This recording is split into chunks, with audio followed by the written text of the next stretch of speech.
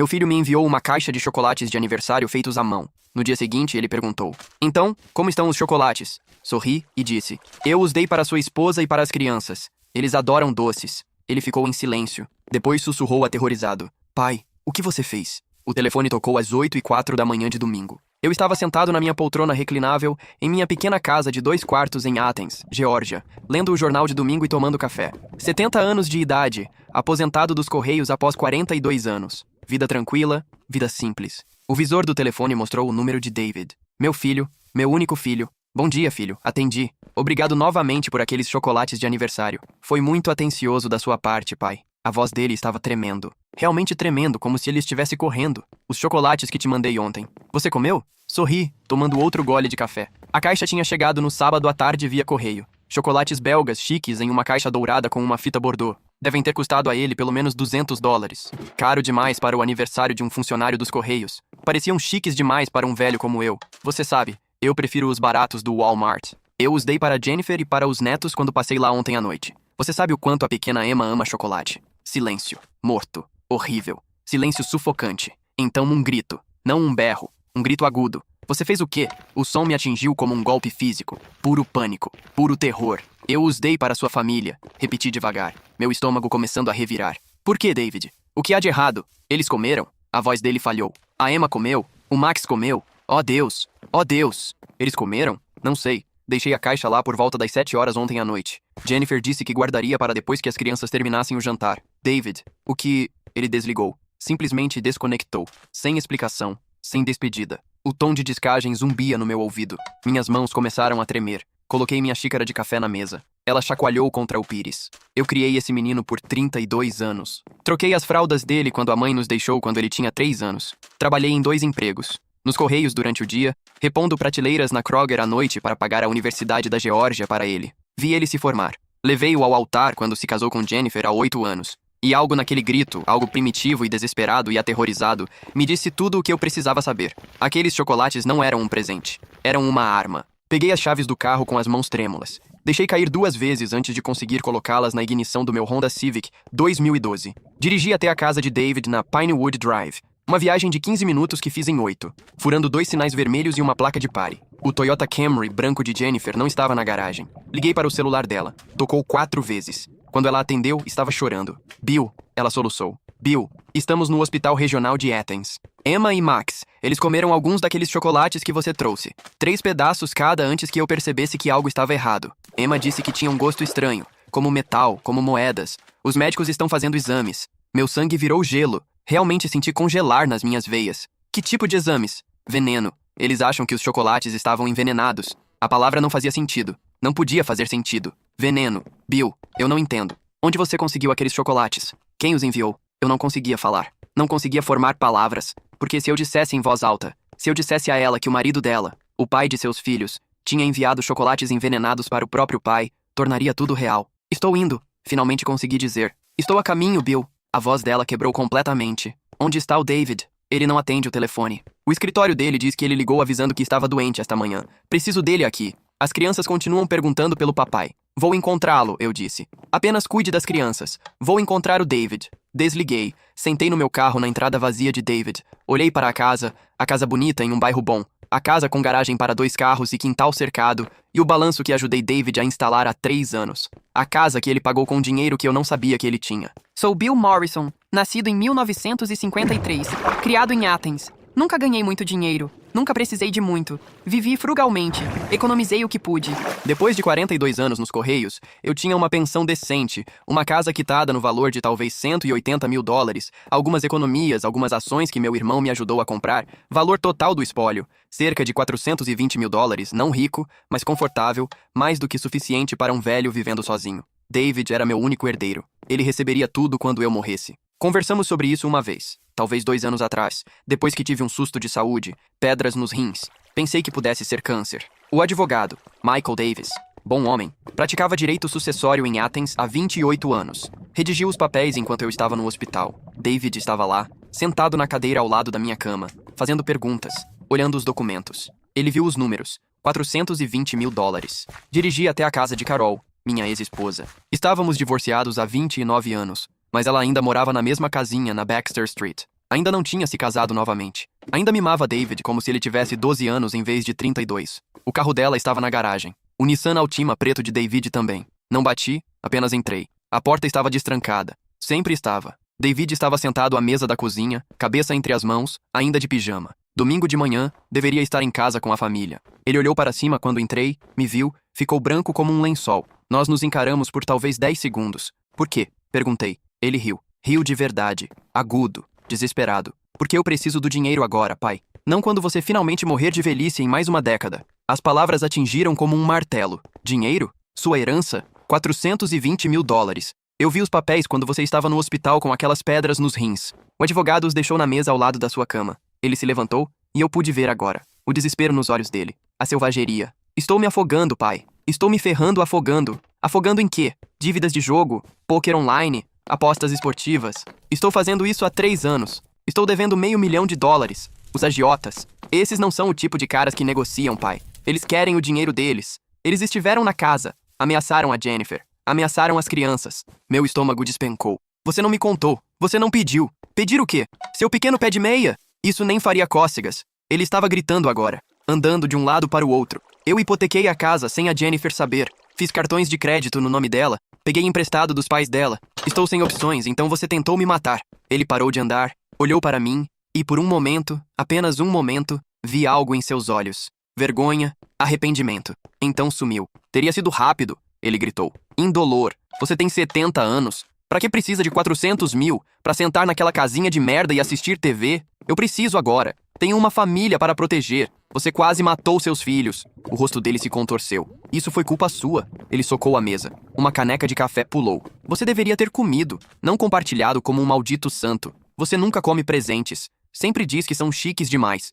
Eu planejei isso por semanas. A raiva na voz dele, o senso de direito, a completa ausência de remorso. Você quase matou Emma e Max, eu disse calmamente. Seus próprios filhos, porque você deu os chocolates a eles. Você estragou tudo. Carol apareceu na porta. Ela estava ouvindo. O rosto dela estava pálido, chocado. David, ela sussurrou. O que você fez? Cala a boca, mãe. Ele nem olhou para ela. Manteve os olhos em mim. Ele merece isso. Ele viveu a vida dele. Ele é velho. Ele não tem nada pelo que viver, exceto nos ver lutar. Algo quebrou dentro de mim. Não meu coração, que já havia se partido quando percebi o que ele tinha feito. Algo mais profundo. A parte de mim que era pai dele. A parte que o amou incondicionalmente por 32 anos. Aquela parte morreu ali mesmo na cozinha de Carol. Estou ligando para a polícia, eu disse. Não, você não vai. David sorriu com desdém. Sorriu de verdade. Você é fraco demais. Você sempre foi fraco. Você nunca me puniu por nada. Nunca nem me deu uma palmada quando eu era criança. Lembra disso? A mãe costumava implorar para você me disciplinar e você nunca fez. Ele estava certo. Eu tinha sido fraco. Eu queria ser o bom pai. Aquele que David amava. Depois que Carol foi embora, eu supercompensei. Deixei ele se safar das coisas. Dei desculpas. Eu criei esse monstro. Você está certo, David. Eu disse calmamente. Eu fui fraco. Virei-me e caminhei em direção à porta. Viu, eu te disse. Ele gritou atrás de mim. Você não vai fazer nada. Você nunca faz. Vá pra casa, velho. Esqueça que isso aconteceu. Eu vou resolver a dívida sozinho. Entrei no meu carro, liguei o motor, fiquei sentado lá por um momento, então liguei para meu advogado. Michael, é Bill Morrison. Preciso que você faça algo por mim hoje. Agora, Bill. É domingo de manhã. Estou na igreja com minha... Meu filho tentou me envenenar. Ele me enviou chocolates com arsênico para o meu aniversário. Eu os dei para os filhos dele. Eles estão no hospital agora. Silêncio. Então estou saindo da igreja agora. Onde você está? Preciso contratar um investigador particular. Preciso de documentação, evidências, tudo o que pudermos encontrar. E Michael, minha voz falhou. Preciso mudar meu testamento hoje. Vou fazer algumas ligações. Encontre-me no meu escritório em 1 hora. Dirigi para o Hospital Regional de Athens. Encontrei Jennifer na ala pediátrica, 4º andar. Ela estava sentada entre 2 camas. Emma à esquerda, 8 anos, cabelo escuro como a mãe. Max à direita, 6 anos, loiro como David tinha sido quando criança. Ambos tinham soros intravenosos. Ambos pareciam pálidos, doentes. Jennifer se levantou quando me viu. Me abraçou forte. Ela estava tremendo. O que os médicos disseram? Perguntei. Eles estão fazendo exames toxicológicos, exames de sangue. Eles continuam me perguntando de onde vieram os chocolates. Qual marca? Se notei algo incomum. Ela se afastou, olhou para mim. Bill, o que está acontecendo? Onde está o David? Eu não podia contar a ela. Ainda não. Não até ter certeza. Não sei. Menti. A primeira mentira que contei a ela em 8 anos que a conhecia. Uma médica apareceu. Mulher jovem, talvez 35 anos. Jaleco branco. Estetoscópio no pescoço. Crachá. Doutora Sarah Reynolds. Medicina de emergência pediátrica. 8 anos de experiência.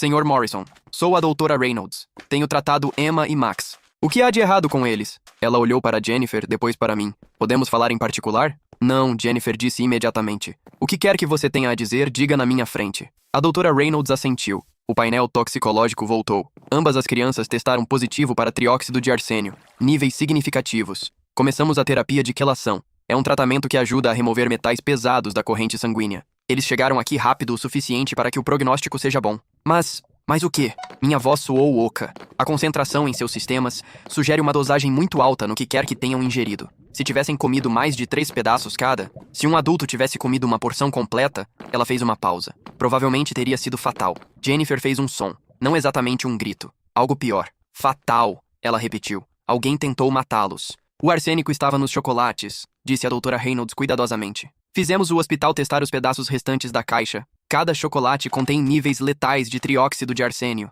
Isso não foi contaminação acidental. Isso foi deliberado. Sentei-me pesadamente em uma das cadeiras da sala de espera. A polícia foi notificada, continuou a doutora Reynolds. Eles vão querer falar com você sobre de onde vieram os chocolates. Haverá uma investigação. 2 detetives chegaram 20 minutos depois. Detetive James Rodrigues, Polícia do Condado de Athens Clark, Unidade de Crimes Graves, 16 anos na força. Detetive Patricia Morrison, mesma unidade, 12 anos de experiência. Eles entrevistaram Jennifer primeiro em uma sala de consulta privada. Ela contou sobre os chocolates, como eu os trouxe na noite anterior, como as crianças comeram antes do jantar porque não podiam esperar. Então eles me entrevistaram. Senhor Morrison, onde você obteve os chocolates? O detetive Rodrigues perguntou. Caderno aberto, caneta pronta. Meu filho os enviou para o meu aniversário. Eles chegaram ontem via correio. Seu filho, David Morrison, o pai das crianças? Sim. E você os deu para a família dele. Eu não gosto de chocolates chiques. Achei que eles gostariam mais. Rodrigues e Morrison trocaram um olhar. Senhor Morrison, disse Morrison cuidadosamente. Você está ciente de que seu filho ligou para você esta manhã? Que ele perguntou sobre os chocolates? Meu estômago despencou. Como vocês sabem disso? Puxamos os registros telefônicos. Seu filho ligou para você às 8h04 da manhã. A chamada durou 47 segundos. Então ele imediatamente ligou para o celular da esposa 4 vezes. Ela não atendeu porque já estava a caminho do hospital. O que seu filho disse naquela ligação? Rodrigues perguntou. Contei tudo a eles. O pânico na voz de David. Seu terror quando eu disse que tinha dado os chocolates. Senhor Morrison, preciso lhe perguntar algo diretamente. Rodrigues inclinou-se para a frente. Você acredita que seu filho lhe enviou chocolates envenenados? A sala ficou em silêncio. Até os ruídos de fundo do hospital pareciam desaparecer. Sim, eu disse. Acredito que ele tentou me matar. Jennifer engasgou da porta. Todos nos viramos. Ela estava ouvindo. Não, ela sussurrou. Não, isso não é possível. David não faria isso. Falei com ele esta manhã, eu disse. Na casa da mãe dele. Ele confessou. Ele tem dívidas de jogo, $500.000. Ele precisa da minha herança. Ele disse que teria sido rápido, indolor, que sou velho e não preciso do dinheiro. Jennifer desabou em uma cadeira. Começou a soluçar, ombros tremendo, mãos no rosto. Ele quase matou os próprios filhos. Continuei, minha voz plana, vazia, e sua única preocupação era que eu tivesse estragado seu plano dando os chocolates. Rodrigues se levantou. Precisamos trazer seu filho para interrogatório. Você sabe onde ele está agora? Ele estava na casa da mãe dele, número 2847 da rua Baxter, Carol Morrison. Enviaremos unidades para lá agora. Ele olhou para Jennifer. Senhora Morrison, sei que isso é difícil, mas precisaremos que você venha à delegacia para dar um depoimento formal. Eu quero o divórcio, disse Jennifer de repente, olhando para mim com olhos vermelhos e inchados. Bill, vou pedir o divórcio hoje. Não me importo com o que seja necessário. Vou pegar as crianças e vamos embora. Ele nunca mais vai chegar perto delas. 3 horas depois, David foi preso na casa de Carol. Tentativa de homicídio, 2 acusações de colocar crianças em perigo, posse de substância controlada. A polícia encontrou mais pó de trióxido de arsênio escondido no carro dele. Ele lutou, gritou, alegou que eu estava mentindo, que eu era um velho senil inventando histórias. Então eles tocaram a gravação da ligação telefônica dele, a chamada das 8h04 da manhã, aquela em que ele entrou em pânico. Eles a intimaram da operadora de celular dele. O advogado dele, um rapaz jovem nomeado pelo tribunal recém-saído da faculdade de Direito, disse para ele parar de falar, mas David não conseguia se conter. Na sala de interrogatório, sei por que Rodrigues me contou depois, David continuou insistindo que a culpa era minha, que eu tinha estragado tudo sendo generoso, que eu deveria ter comido os chocolates eu mesmo. Ele nunca perguntou sobre os filhos uma única vez. Michael Davis, meu advogado, trabalhou rápido. Na terça-feira, tínhamos um relatório completo da investigadora particular que ele contratou. Patricia Walsh, ex-detetive da polícia de Atlanta, 23 anos na aplicação da lei, agora administrando sua própria empresa de investigação. Ela encontrou tudo. Recibos da Artisan Chocolates de Atlanta, loja de chocolates de alto padrão em Buckhead. David havia comprado uma caixa personalizada 2 semanas atrás.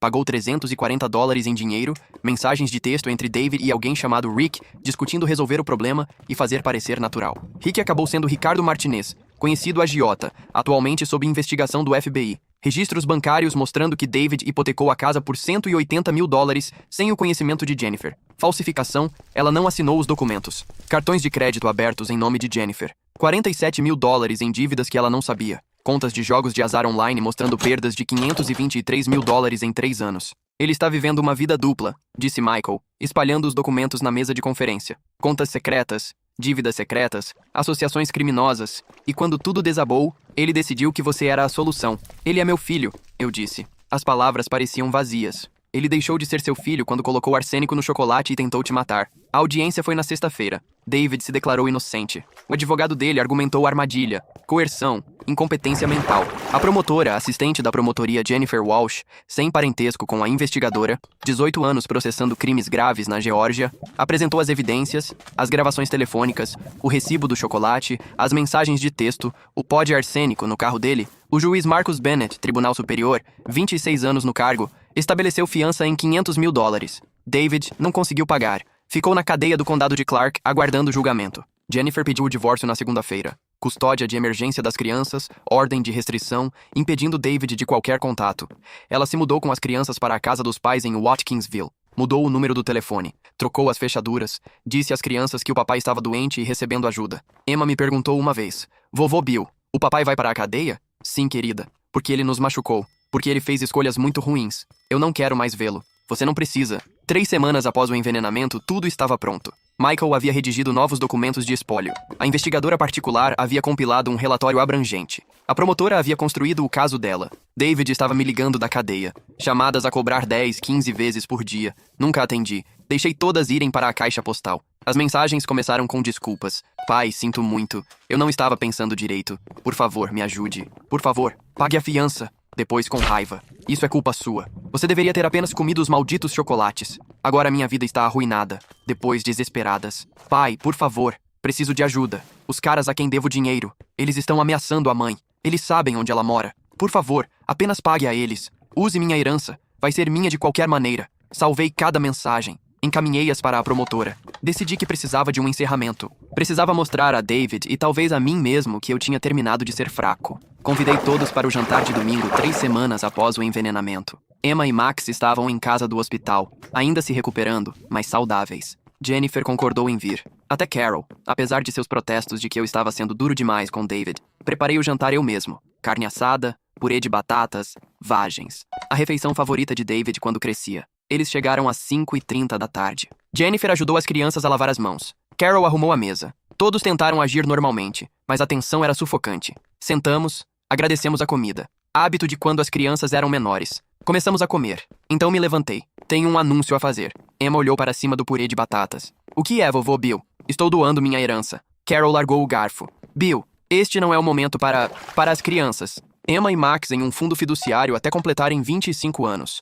A mão de Jennifer voou para a boca. A casa, as economias, as ações, os benefícios da pensão, tudo. $423 mil divididos igualmente entre Emma e Max Morrison. Puxei os documentos. O Novo Testamento, os documentos do fundo, todos assinados e autenticados. Estes são seus filhos, eu disse, olhando para Carol, olhando para Jennifer. As crianças que David tentou assassinar por dinheiro. Jennifer pegou os papéis. Leu-os. Começou a chorar. Bill, você não pode. Isso é demais. Já está feito. Michael protocolou a papelada ontem. Legal e vinculativo.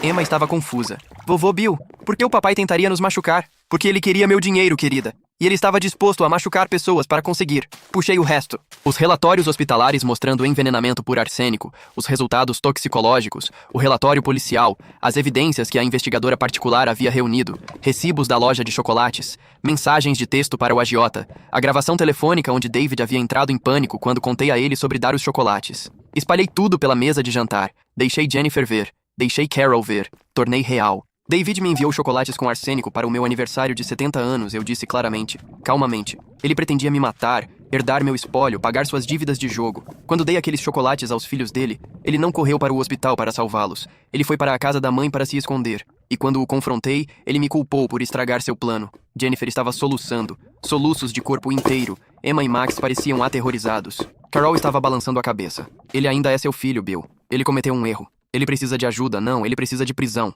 Interrompi. Ele tentou cometer assassinato. Ele é um perigo para todos ao seu redor. Você não pode fazer isso com ele. Ele é família. Não, eu disse. Ele deixou de ser família no dia em que escolheu $400.000 em vez da vida de seus filhos. A campainha tocou. Eu tinha ligado para o detetive Rodrigues naquela manhã. Contei a ele que tinha mais evidências. Contei sobre as mensagens de voz. Pedi a ele para passar às 6 da tarde. Abri a porta. Rodrigues estava lá com a detetive Morrison. 2 policiais uniformizados atrás deles. Senhor Morrison, disse Rodrigues. Temos algumas perguntas de acompanhamento sobre o caso do seu filho. Entrem, por favor. Tenho pessoas aqui que precisam ouvir isso. Eles entraram na sala de jantar. Jennifer se levantou. Carol ficou pálida. Senhora David Morrison. Rodrigues dirigiu-se a Jennifer. Queremos informá-la que acusações adicionais estão sendo arquivadas contra seu marido. Com base em evidências reunidas de suas chamadas da cadeia e da investigação em andamento, estamos adicionando conspiração criminosa e adulteração de testemunhas. Ele tem feito ligações para associados conhecidos tentando intimidar testemunhas. Ele me ligou, disse Jennifer baixinho.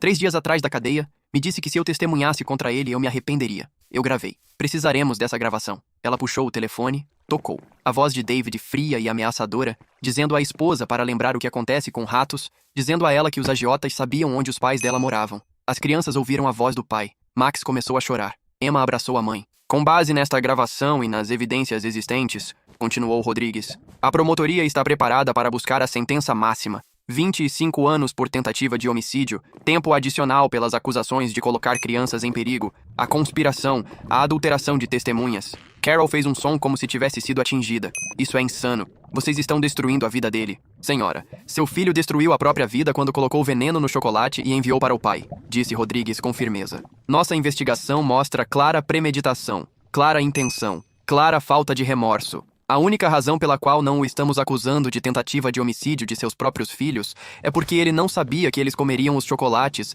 mas as acusações de colocar crianças em perigo são sérias o suficiente. Ele se virou para mim. Senhor Morrison, o julgamento está marcado para daqui a 6 semanas. A promotora precisará que você deponha. Você está preparado para fazer isso? Sim, eu disse. Eu vou depor. Mesmo sendo seu filho, ele deixou de ser meu filho no dia em que tentou me matar. 6 semanas depois, o julgamento durou 4 dias. A promotora apresentou evidências esmagadoras. O recibo do chocolate, o pó de arsênico no carro de David, as mensagens de texto, as gravações telefônicas, meu depoimento, o depoimento de Jennifer, os registros hospitalares mostrando que Emma e Max haviam sido envenenados. O advogado de David tentou argumentar insanidade temporária. Tentou alegar que o vício em jogos o deixara desesperado. Tentou pintá-lo como vítima de credores predatórios. O júri não comprou. Deliberou por 3 horas, culpado em todas as acusações. A audiência de sentença foi 2 semanas depois. O juiz Bennett olhou para David com puro desgosto. Senhor Morrison, você tentou assassinar seu próprio pai por dinheiro. Quando esse plano falhou e seus filhos foram envenenados,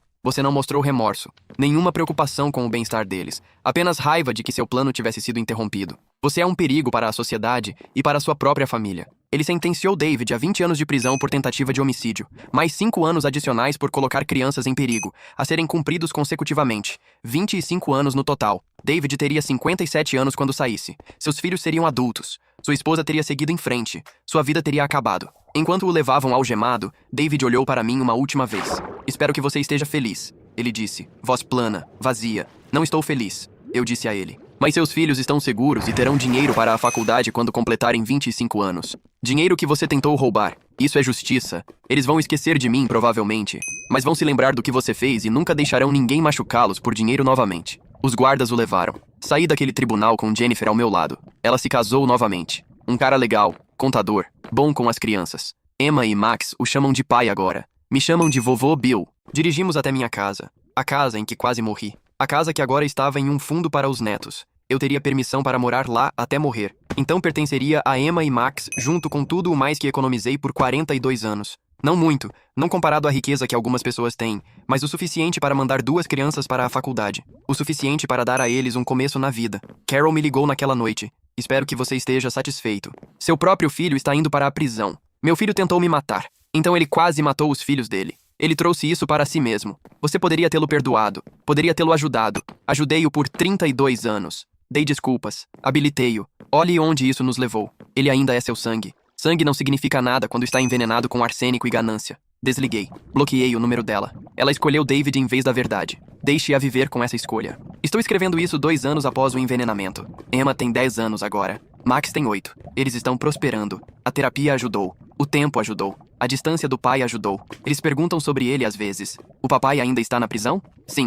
Ele vai sair algum dia? Em muitos anos, quando vocês forem muito mais velhos. Teremos que vê-lo? Só se vocês quiserem. Não queremos. Então vocês não terão que ver. David escreve cartas às vezes para Jennifer, para as crianças, para mim. Jennifer as joga fora sem abrir. Ela conseguiu uma ordem de restrição que se estende à correspondência escrita. As crianças não sabem que ele escreve. Não precisam saber. O dinheiro fica no fundo crescendo investido em fundos de índice. Quando Emma completar 25 anos, a metade dela valerá talvez $300 mil. O suficiente para comprar uma casa, começar um negócio, viver sem dívidas. A metade de Max é igual. Eles nunca terão que lutar do jeito que eu lutei. Nunca terão que trabalhar em 2 empregos para sobreviver. Nunca terão que escolher entre comer e economizar. Foi isso que a ganância de Dave comprou para eles. Liberdade. As pessoas me perguntam se estou com raiva. Se odeio meu filho. Não odeio. Ódio requer importar-se. Raiva requer conexão. David cortou essa conexão quando dissolveu arsênico em chocolate belga e me enviou pelo correio com um cartão de aniversário que dizia: para o melhor pai do mundo. Ele queria $400 mil, o suficiente para matar por isso. Em vez disso, seus filhos receberam cada centavo, e ele recebeu 25 anos para pensar no que perdeu. Eu chamo isso de justiça. Ele disse que eu era fraco demais para puni-lo, mole demais para me defender, patético demais para revidar. Ele estava certo sobre quem eu tinha sido, mas esqueceu que até homens fracos têm limites. E quando você os cruza, quando envenena seu próprio pai e acidentalmente envenena seus próprios filhos, fraqueza se torna outra coisa, se torna força, se torna justiça, se torna um funcionário dos Correios de 70 anos em um tribunal assistindo seu filho ir para a prisão. David queria minha herança tanto que estava disposto a matar por ela. Agora seus filhos têm tudo, e ele nunca tocará em um único dólar. O menino que criei morreu no dia em que escolheu dinheiro em vez da vida de seus filhos. Só estou feliz por ter vivido o suficiente para garantir que todos soubessem.